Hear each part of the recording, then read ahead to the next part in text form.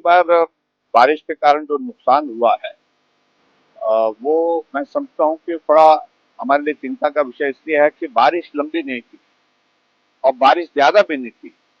एक दिन के ही बारिश के स्पैन में हिमाचल प्रदेश में 55 लोग मिसिंग थे और उसमें से 5 के शव बरामद हुए। जो जानकारी मिली है 50 अभी भी मिसिंग है और 4 दिन से मिसिंग होने का मतलब है आप मान करके चलिए कि धीरे धीरे उनके जिंदा रहने की संभावनाएं कम होती दिख रही है।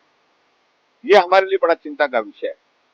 और अभी हम हिमाचल के लोग पिछली त्रासदी से ही नहीं निकल पाए थे, लेकिन फिर एक त्रासदी फिर से जो हमारे सामने है इस प्रकार से जो बहुत बड़ा नुकसान करके गई।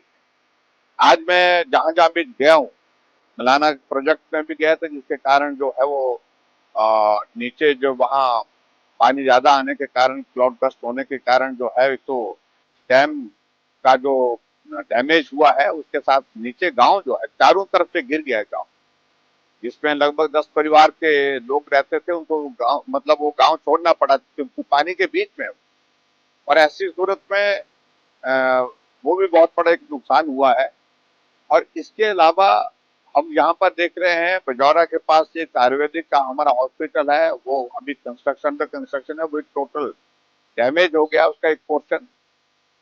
साथ में सब्जी मंडी जिसका निर्माण कार्य अभी हुआ ही था पूर्ण, उसका उद्घाटन भी अभी 1 साल पहले किया, 1.5 साल पहले किया था।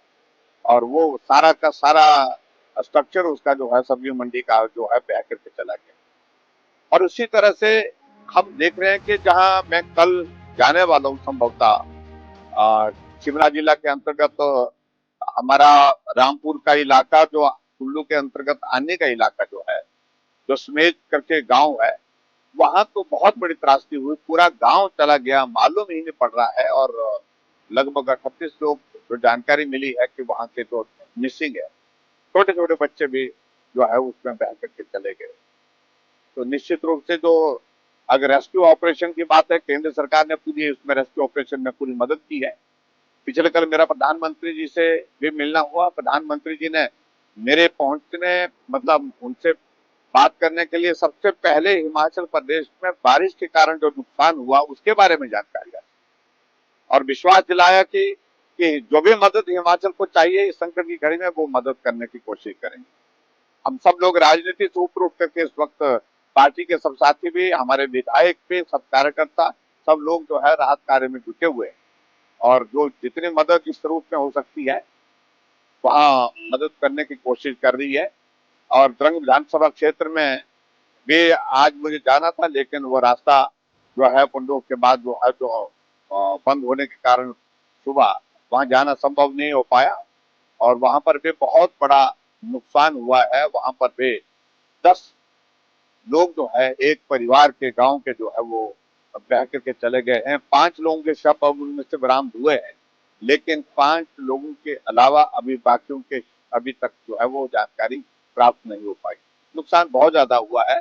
और राहत कार्य की दृष्टि से अगर मैं बात कहूँ, जो हमारे प्रोजेक्ट मलाना प्रोजेक्ट में जो 4 लोग 3 दिन से फंसे हुए थे उनको पिछले कल रेस्क्यू किया गया, वो सुरक्षित वापस आए। उसके लिए मैं डिस्ट्रिक्ट एडमिनिस्ट्रेशन का और एनडीआरएफ की टीम का बहुत बहुत धन्यवाद करता हूँ।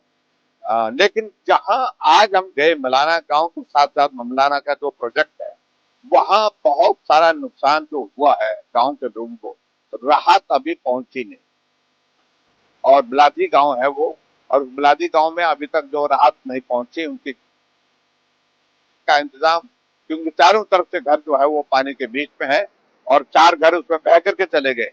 तो ये एक चिंता का विषय है। मुझे लगता है मैं आज डिस्ट्रिक्ट एडमिनिस्ट्रेशन से बात करूंगा और प्रोजेक्ट के एडमिनिस्ट्रेशन से भी हमने बात की है कि जल्दी से जल्दी मानवीय दृष्टिकोण दर्शा करके उन लोगों की मदद की जाए, रहने की भी और खाने की भी इंतजाम।